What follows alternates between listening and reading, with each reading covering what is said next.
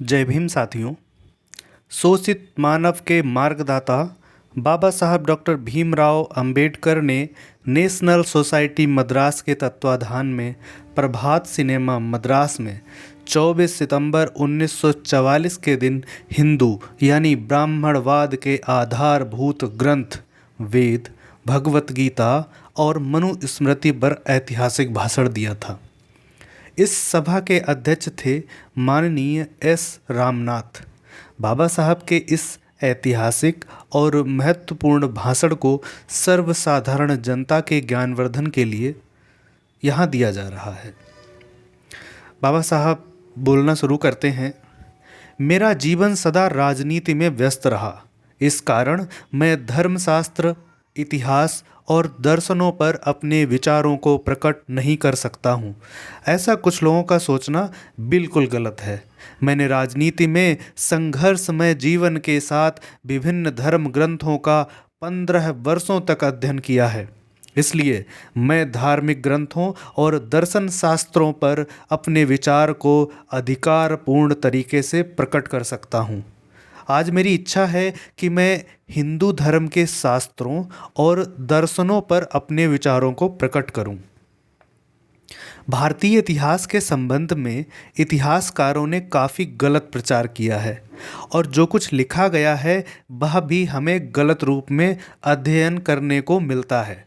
बहुत से इतिहासकारों ने लिखा है कि प्राचीन भारत में राजनीतिक वातावरण नहीं था। इस काल में लोगों द्वारा केवल दर्शन, धर्म और आध्यात्मिक ज्ञान के संबंध में ही पढ़ा या लिखा गया है। ऐसे कहने या लिखने वाले लोग इतिहास के तथ्यों से बिल्कुल अलग रहे हैं। कुछ ये भी कहते हैं कि यहाँ के लोगों या समाज का जीवन लोहे की चौखट में इस तरह बंद था कि लोगों का जीवन या उनका समाज उसी दायरे में घूमता फिरता रहा है। इसलिए उन्होंने उसी का वर्णन करने मात्र को अपना परम कर्तव्य समझा। इन इतिहासकारों के कथन को पढ़ने के बाद मेरा अलग मत बन गया है। गंभीर अध्ययन के बाद मैं इस निर्णय पर पहुंचा हूं कि संसार के किसी भी भाग में भारत की भांति राजनीतिक उथल पुथल नहीं हुई है। भूभाग का कोई ऐसा भाग नहीं है जहां पर भारत जैसी महान क्रांति हुई हो। जो क्रांति यहाँ पर हुई है वह इतिहासबद्ध है। भारतीय इतिहास के लेखकों ने इतिहास की आधारभूत घटनाओं की ओर आज तक ध्यान नहीं दिया। उन्होंने जानबूझकर इन ऐतिहासिक घटनाओं को छिपाने का असाधु प्रयत्न नहीं किया या जानबूझकर इस ओर ध्यान देने का प्रयत्न नहीं किया है।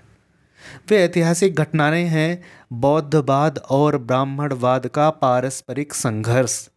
कुछ इतिहासकारों का कथन है कि यह केवल साधारण सी घटना वादों की विभिन्नता के संबंध में थी, लेकिन मेरा कहना है कि ये महान संघर्ष वादों के विभिन्न विचारों में ना था, बल्कि सत्य क्या है इसे जानने के लिए यह पारस्परिक महान संघर्ष हुआ था। भगवान बुद्ध ने सत्य की व्याख्या सुलभ शब्दों में की है। उन्होंने उसी को सत्य माना जिसे इंद्रियां पहचान सकें। दूसरे शब्दों में उन्होंने कहा किसी भी व्यक्ति के कथन को प्रामाणिक ना माना जाए। उसके विरुद्ध ब्राह्मणों का कथन है कि जो कुछ वेद कहते हैं वह सत्य है। बौद्ध क्रांतिकारी थे जबकि ब्राह्मण प्रतिक्रियावादी थे। आज हम सभी प्रतिक्रियावादियों के शासन में हैं। वेदों के पढ़ने के बाद मैं इस निर्णय पर पहुंचा हूं कि ये विदूषक के कथन के सिवा कुछ भी नहीं है। आश्चर्य की बात यह है कि ऐसे कथनों को चतुर ब्राह्मण लोग प्रमाण ग्रंथ मानने के लिए जोर देते हैं। ऐसा वे क्या करते हैं? अथर्ववेद के अध्ययन से पता चलता है कि इस पुस्तक को लिखने का ध्येय केवल जादू टोने का वर्णन था। ऐसा इसलिए किया गया कि सर्वसाधारण लोगों को जादू टोने के नाम पर पथभ्रष्ट किया जा सके। ब्राह्मणवादियों यानी जाति पाति को मानने वालों का यह एक दूसरे प्रकार का अस्त्र था। ऋग्वेद में ऐसी प्रार्थनाएं हैं जिनको पढ़ने से पता लगता है कि ब्राह्मणवादी अपने विरोधियों से कितने त्रस्त और भयभीत थे। इंद्र, वरुण और अग्नि नामक देवताओं से शत्रुओं से बचने के लिए प्रार्थनाएं की गई हैं। यजुर्वेद में यज्ञ हवन आदि के उच्चारण करने वाले मंत्रों का संग्रह है। इन वेदों में अश्वमेध और अजमेध के अवसर पर यजमानियों के साथ मैथुन घोड़े से कराना चाहिए या नहीं, इसका वर्णन किया गया है। सामवेद का अध्ययन भी हमें कुछ नहीं बताता। गाने के नाम पर जो कुछ लिखा गया उससे पता चलता है कि उसमें समानता का कोई वर्णन नहीं है। इन पुस्तकों को अपौरुषेय माना जाता है। अपौरुषेय का अर्थ है कि इन वेदों को पुरुष ने नहीं बनाया बल्कि ब्राह्मणों के देवताओं ने बनाया है। इनमें जिन ऋषियों का नाम लिया जाता है इससे पता लगता है कि इन्हीं लोगों ने इन ऋचाओं को बनाया। इन्हें बनाने वाले सैकड़ों थे, अविकसित और असंस्कृत लोग थे। यही कारण है कि भगवान बुद्ध ने इन वेदों को प्रमाणिक नहीं माना और उन्होंने अपने सद्धर्म में कहीं पर भी इनको स्थान नहीं दिया। इससे ब्राह्मणवादी क्रोधित हो गए। जब जब भी उन्हें अवसर मिला तब तब बौद्ध धर्म पर सभी प्रकार से आक्रमण किए गए। अगर मुसलमानों का आक्रमण इस देश पर ना होता तो बौद्ध और ब्राह्मणवाद का संघर्ष अब तक जारी रहता। ये इतिहास प्रसिद्ध और सर्वविदित है कि भगवान बुद्ध ने ही सर्वप्रथम समता, भ्रातृत्व, न्याय और स्वतंत्रता का पवित्र संदेश देने वाले थे। आज उनका यह पवित्र संदेश लुप्तप्राय हो गया है।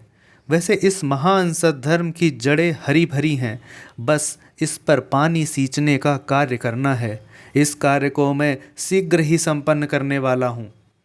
बौद्ध ब्राह्मणवाद के संघर्ष से ये स्पष्ट है कि भगवान बुद्ध क्रांतिकारी थे। इसी क्रांति के विरुद्ध ब्राह्मणवादियों ने प्रतिक्रियावादी क्रांति की थी। इस प्रतिक्रांति में ब्राह्मणवादियों ने सभी प्रकार के षड्यंत्रों को रचा।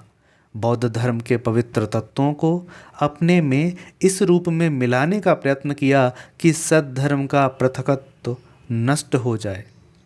दूसरा तरीका उन्होंने ऐसा अपनाया कि ब्राह्मणवाद के आधार पर राज्य शक्ति को हथियाकर बौद्धों और बौद्ध भिक्षुओं की हत्या की। पुष्यमित्र शुंग ने जो अत्याचार बौद्ध धर्म मानने वालों पर किया है उसको पढ़ने से हमारे रोंगटे खड़े हो जाते हैं। इस ब्राह्मण राजा ने बौद्धों के सिर काट कर लाने के लिए 100 दीनार स्वर्ण मुद्राओं का इनाम रखा था। इसके अलावा प्रछन्न बौद्ध बनकर ब्राह्मणों ने इस सद्धर्म को नष्ट करने का भी प्रयत्न किया। आज के स्वतंत्र भारत में हम देख रहे हैं कि ब्राह्मणवादी भगवत गीता के प्रचार करने में बड़ा प्रयत्न कर रहे हैं। इसके प्रचार में सारा ब्राह्मण बनिया समाज लगा हुआ है।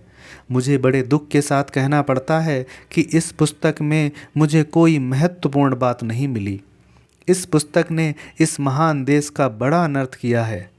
इस पुस्तक का आधारभूत तत्व इतना निरर्थक और अर्थहीन है कि जो ना बुद्धिगम्य है ना बुद्धि को जचने वाले हैं। इसका सिद्धांत बहुजन हित विरोधी है। बहुजन को अंधेरे में रखकर अपने स्वार्थ को सिद्ध करने का आदेश इस ग्रंथ में है। भगवत गीता के 3 अध्याय और 23वें श्लोक में स्पष्ट रूप से कृष्ण ने कहा है, सर्वसाधारण जनता को वर्णाश्रम धर्म पर चलने के लिए बाध्य करो और उनकी अज्ञानता के लाभ को विद्वान यानी ब्राह्मणवादियों को उठाना चाहिए। भगवान बुद्ध ने राजनीति में, समाज में और धर्म में जिस महान क्रांति के आधार पर आमूलचूल परिवर्तन किया था उसे कालांतर में नष्ट किया गया। इसका कारण यह था कि ब्राह्मणों ने राजनीति और धर्म को इकट्ठा करके प्रचार किया। इस प्रचार का परिणाम यह निकला कि यह केवल सामाजिक प्रथा ही नहीं बल्कि राजनीतिक स्तर पर इसकी रक्षा की गई। इसी जघन्य कर्म को करने के लिए मनुस्मृति, गीता आदि ग्रंथों को लिखा गया। सामाजिक और राजनीतिक जीवन का आधार मानव के विवेक को माना जाता है। हर देश में राजनीति की एक कसौटी होती है। इस देश में ऐसी कोई कसौटी नहीं है। गांधी की ओर देखिए, इन प्रकार किसी प्रकार की कसौटी लागू नहीं होती। जो कुछ भी कहते हैं उसी को सत्य कहकर प्रचारित किया जाता है। 2 वर्ष पूर्व गांधी ने कहा था कि पाकिस्तान की स्थापना पाप है। इसको सभी ब्राह्मणवादी कांग्रेसियों ने सच माना। आज गांधी कहते हैं पाकिस्तान पाप नहीं है। वे इतना ही नहीं कहते बल्कि उनका कहना है कि जो कुछ मुसलमान मांगते हैं उसे फौरन उन्हें दे दो। आज कांग्रेस वाले उसी की रट लगा रहे हैं।